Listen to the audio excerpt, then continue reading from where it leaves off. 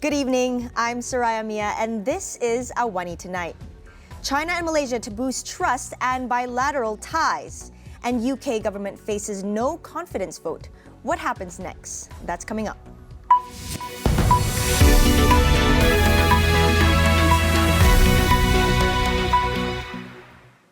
Almost half of the Malaysian population do not have savings to meet medical expenses. Finance Minister Tengku Datuk Seri Zafrul Tengku Abdul Aziz warns the lack of social protection is a challenge as Malaysia is fast becoming an aging nation.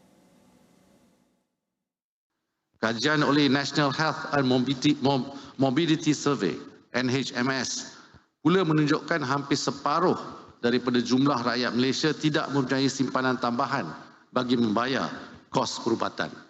Sekiranya warga tua tidak dapat memenuhi keperluan asas mereka, beban kewangan akan ditanggung bukan sahaja oleh kerajaan tetapi juga pembayar cukai pada masa hadapan. Ini juga akan mendorong kepada peningkatan kos perubatan bagi rakyat Malaysia. Zafrul was speaking at the launch of EPF Insurance and Takaful Lindung facility, which he said could help EPF members get protection in unforeseen circumstances. The Lindung facility is available at a minimum rate of 30 ringgit per year, with protection of 10,000 ringgit and can be deducted from the second account. He also said that registration of new EPF members has increased by 57% to 146,000 members in the first quarter of 2022. Malaysia and China look forward to promoting greater trust between both countries. Foreign Minister Datuk Seri Saifuddin Abdullah said this during a joint press conference with Chinese counterpart Wang Yi, who's on a 2-day official visit to Malaysia. Both sides agree that we should prepare to commemorate the important milestone in our relations. We also look forward to more high-level visits in the coming years and to promote greater trust between both countries. Wang Yi also made a pledge that China, the world's second-largest palm oil buyer, will increase its purchases of palm oil from Malaysia. We also agreed on practical measures to deliver real benefit to our two peoples. China is ready to import more palm oil and tropical fruit and other agricultural products from Malaysia. Well, this morning we had a working lunch. The Prime Minister served Mustan cheesecake as dessert, which is so delicious, and I'm so impressed. Other matters discussed were the Belt and Road Initiative, BRI, the two countries' Twin Parks project, the East Coast Rail Link ECRL project, as well as further investment in digital economy. As both countries gear up to celebrate the 10th anniversary of the Comprehensive Strategic Partnership CSP next year, Dr. Oe Sun from the Pacific Research Center outlines the strategic importance of the Malaysia-China ties.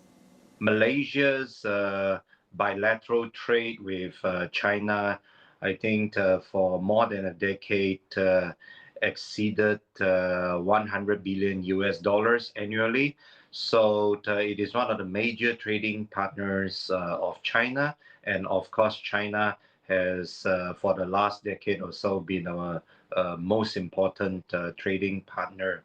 So I think first and foremost on the agenda would be how to broaden and deepen these trade ties, these economic collaborations between Malaysia and China. We hoped China would also open up its borders more substantially, such that these trades, not only in goods such as raw materials from Southeast Asian countries, as well as manufactured goods from China, could go in a more unimpeded manner, but also the services could also flow.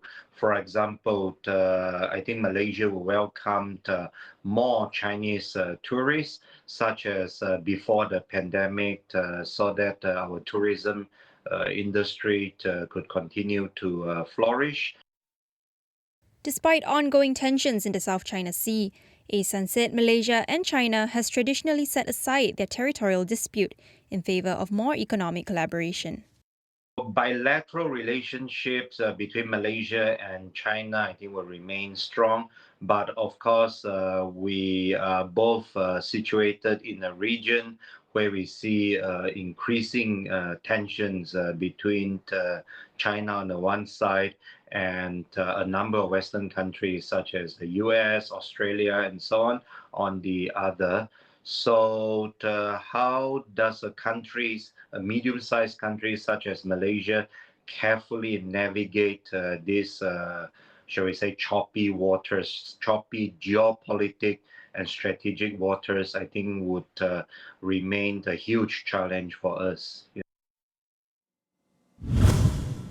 At Istana Negara today, the Yang di-Pertuan Agong presented letters of appointment to 4 new Malaysian envoys.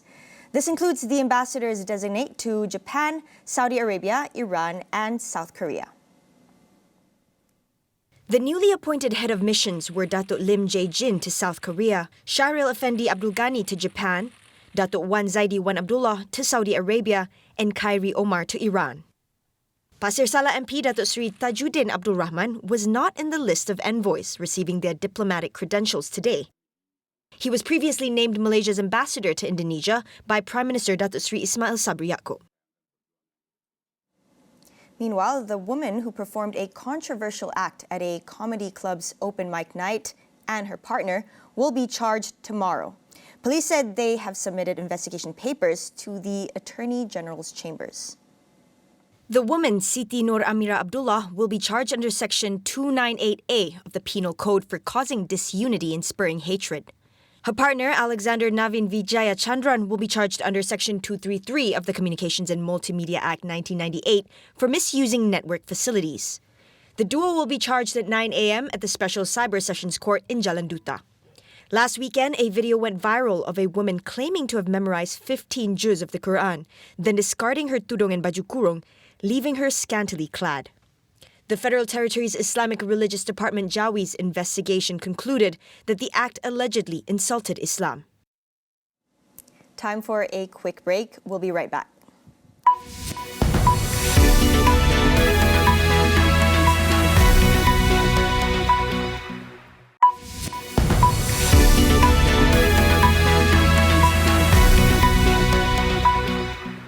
Welcome back. Britain's main opposition Labour Party will put forward a motion of no confidence vote in Prime Minister Boris Johnson's government. The vote is expected to take place tomorrow. The move comes after it was confirmed that Boris Johnson will remain as Prime Minister for another 8 weeks. Following the PM's announcement last week that he was standing down, some of his Conservative Party members called for him to leave office immediately. A no-confidence motion means that lawmakers from all parties can vote on whether the government under Johnson, for the time being, should continue in office. If the government loses the vote, it could trigger a national election.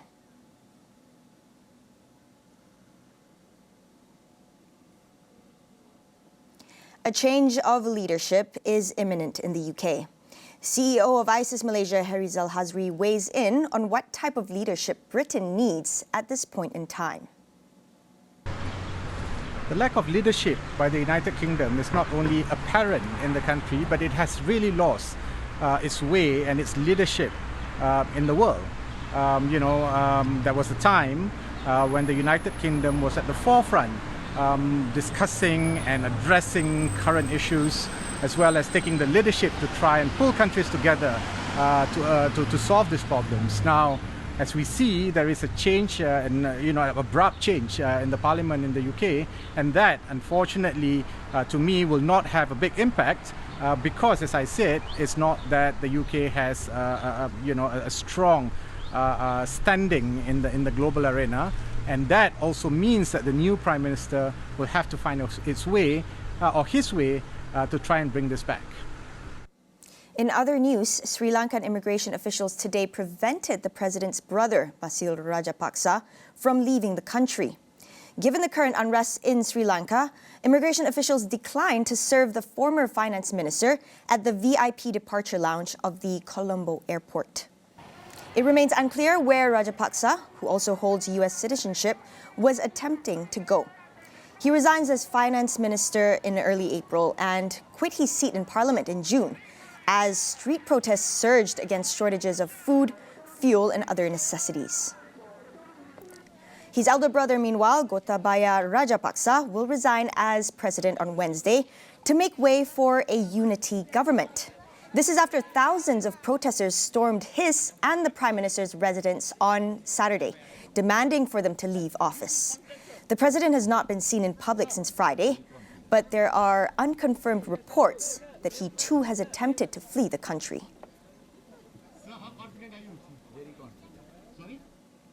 Thousands of mourners lined the streets of Tokyo to pay their last respects to former Japanese Prime Minister Shinzo Abe. A hearse bearing Abe's body made its way past several landmarks before arriving at the Kirigaya Funeral Hall in Tokyo. A private funeral, which was only open to friends and close family, took place at a temple earlier. Across Tokyo, flags flew at half-mast, and outside the temple, mourners carried bouquets of flowers. Some stood with their heads bowed in prayer, some were in tears. The hearse went past the headquarters of Abe's Liberal Democratic Party (LDP) and made its way to the Prime Minister's residence, where Prime Minister Fumio Kishida and other lawmakers received the motorcade. It then passed by the Parliament building, where Abe first entered as a lawmaker in 1993, before arriving at the funeral hall. The 67-year-old was shot dead last Friday while delivering a campaign speech in Nara in southern Japan. Police said the gunman targeted him due to grievances he had with a religious group that he believed Abe was a part of. The attack sent shockwaves through a nation where incidences of gun violence are extremely rare. Protesters took to the streets of the capital of Philippines today, demanding the new president, Ferdinand Marcos Jr., to protect the country's claim in the South China Sea. This came amid the United States' renewed call to China to comply with a 2016 arbitration ruling that invalidated Beijing's vast claims in the South China Sea. Marking the 6th anniversary of the 2016 decision, the U.S. also reaffirmed its commitment to defend the Philippines against any armed attack in the South China Sea. The newly appointed Philippine Foreign Secretary, Enrique Manalo, also said today that the arbitration ruling would be a pillar of the new administration's policy. Many in the Philippines has criticized the previous government for its accommodating stance over the dispute, with former President Duterte insisting that the Philippines cannot afford war against China. Protesters claimed that Beijing's aggression in the South China Sea has harmed the fishermen's livelihood for years. Just last June, the Philippines issued a new diplomatic protest against China's maritime activities within Manila's 200-mile exclusive economic zone, a month after its protests against China declaring a South China Sea fishing ban. The first full-color picture from the NASA's powerful James Webb Space Telescope has been released. It shows the furthest humanity has ever seen in both time and distance. The image is also said to be the deepest, most detailed infrared view of the universe to date, containing the light from galaxies that has taken many billions of years to reach us. U.S. President Joe Biden was shown the image during a White House briefing. Launched by NASA in December last year, the $10 billion James Webb Space Telescope is considered the successor to the highly successful but aging Hubble Space Telescope. It will make all sorts of observations of the sky, but has two overarching goals. One is to take pictures of the very first stars to shine in the universe more than 13.5 billion years ago, and the other is to probe far-off planets to see if they might be habitable.